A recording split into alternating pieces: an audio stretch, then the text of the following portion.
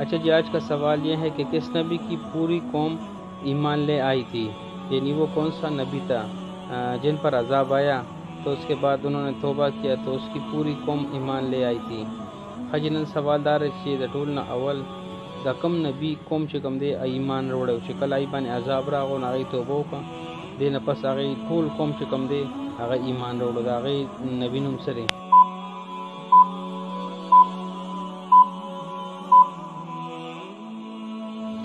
اچھا جی، آج کا سوال یہ تھا کہ کس نبی کی پوری قوم ایمان لے آئی تھی جب ان پہ عذاب آیا تھا تو انہوں نے توبہ کی اور انہوں نے پوری قوم نے توبہ کی تھی اور اس کے بعد پوری قوم نے ایمان لایا تھا.